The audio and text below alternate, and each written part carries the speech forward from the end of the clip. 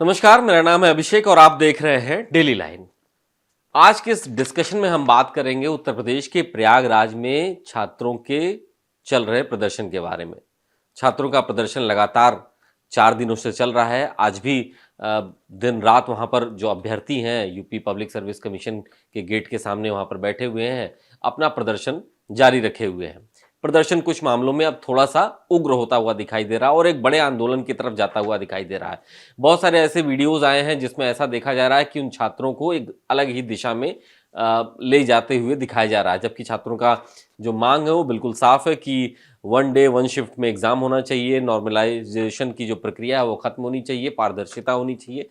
लेकिन अब ये छात्रों का जो आंदोलन है, जो प्रदर्शन है, इसकी दशा और दिशा बदलते हुए दिखाई दे रही है। और ये इसलिए हम ये कह रहे हैं क्योंकि अब इसमें राजनीतिक बयानबाजी बहुत ज्यादा होने लगी है, राजनीतिक इनपुट्स और इसमें उनके फ्लेवर अब आने लगे हैं। 3 समाजवादी पार्टी से जुड़े हुए नेताओं को भी पुलिस ने इसमें हिरासत में लिया है, क्योंकि ऐसा माना गया कि वो छात्रों के बीच में मौजूद थे और उन्होंने उनको बहकाने की कोशिश की, उनको उकसाने की कोशिश की।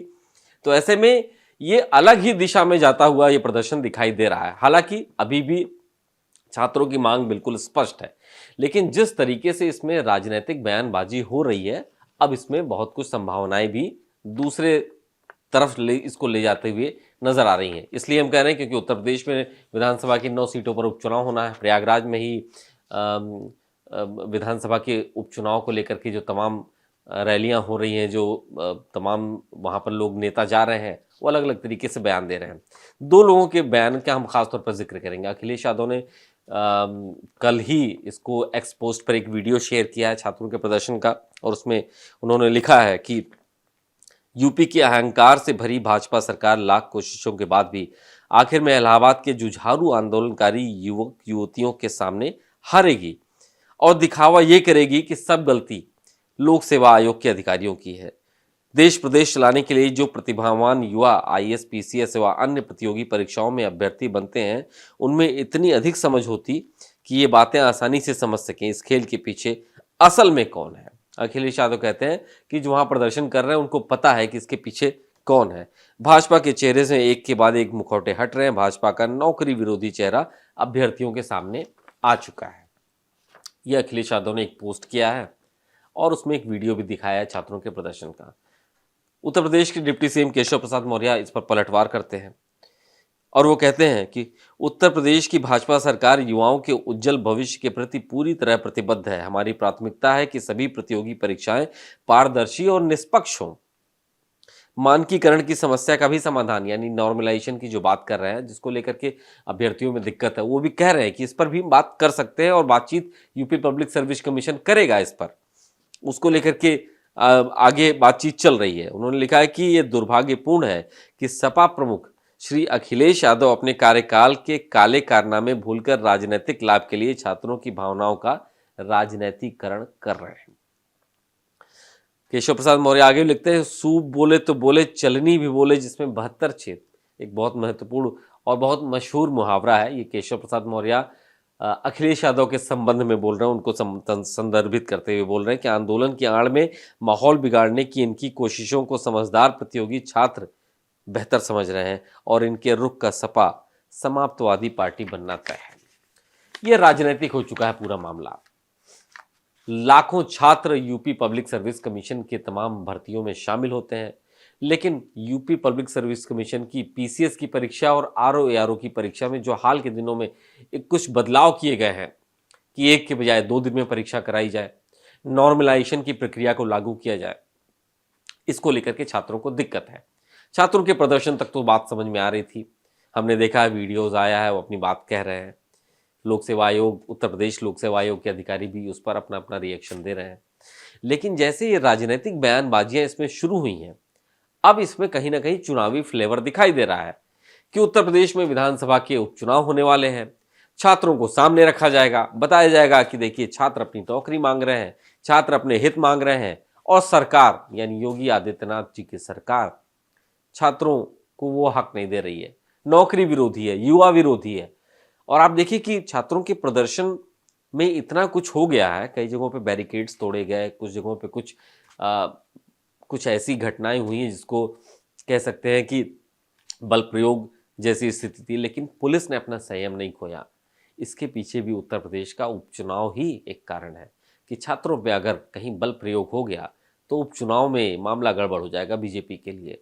कुछ नहीं हो रहा वहाँ पर, डीएम एसपी खुद मौजूद, वहाँ पर पुलिस कमिश्नर मौजूद है, डीएम मौजूद है वहाँ पे। तो ऐसे में छात्र और छात्रों का जो प्रदर्शन है इस समय प्रयागराज का, वो उत्तर प्रदेश में होने वाले विधानसभा उपचुनाव का एक महत्वपूर्ण मुद्दा बन गया है और इसको बनाया है नेताओं ने। अखिलेश यादव लगातार छात्रों के हित की बात कर रहे हैं, बीजेपी उनके हित की बात कर रही है। इस बीच में लोक सेवा आयोग ने क्या कहा है ये भी जानना बेहद जरूरी है। लोक सेवा आयोग के सचिव हैं अशोक कुमार। इनका कहना है कि आयोग का दिशा निर्देश है कि सरकारी शिक्षण संस्थान को ही परीक्षा केंद्र बनाया जाए और केंद्र मुख्यालय से 10 किलोमीटर की दायरे में हो। ये नई नियमावली है। इससे पूर्व जब पेपर लीक हुआ था तो इन्हीं छात्रों ने मांग उठाई थी कि निजी संस्थानों को परीक्षा केंद्र ना बनाया जाए। ये लोक सेवा आयोग की अपनी दलील है। पीसीएस परीक्षा के लिए 5,76,000 परीक्षार्थियों का पंजीकरण है, जबकि सभी 75 जिलों में 4,35,000 परीक्षार्थियों के लिए ही सेंटर मिल पा रहे हैं। ऐसे में 2 दिन परीक्षा कराना मजबूरी है। आयोग की अपनी दलील है कि भाई इतनी बड़ी संख्या में परीक्षार्थी आते हैं और इन्हीं छात्रों ने कहा था कि भाई पेपर लीक ना हो, भले आप जो जो प्राइवेट सेंटर्स होते हैं उनको ख़त्म कीजिए, वहीं से पेपर लीक होते हैं। तो ऐसे में आयोग ने अपने हाथ खड़े कर दिए कि अभी हमारे पास यही सबसे बेहतर विकल्प है।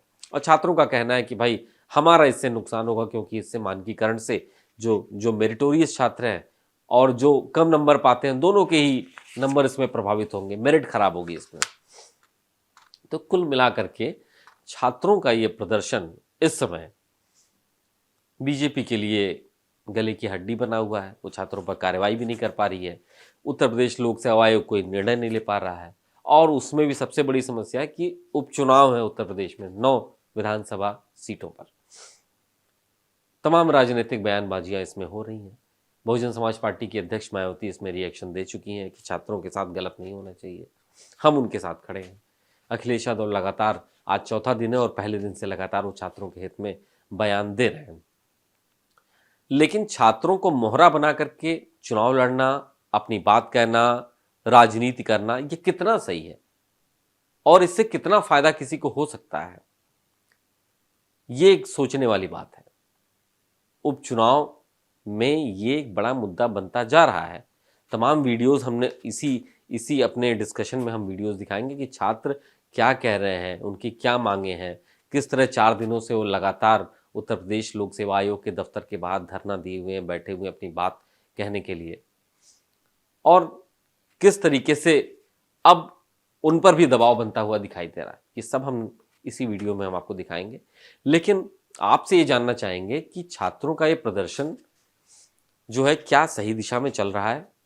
क्या इसमें उत्तर प्रदेश के उपचुनाव की बू तो नहीं आ रही है, कोई फ्लेवर तो नहीं दिख रहा है? अब इसमें चुनावी लाभ जैसी कोई स्थिति तो नहीं बन रही है कि भाई छात्रों को आगे रखिए, उनके हित की बात कीजिए, नौकरियों की बात कीजिए और उनके प्रदर्शन को हाईजैक कर लीजिए।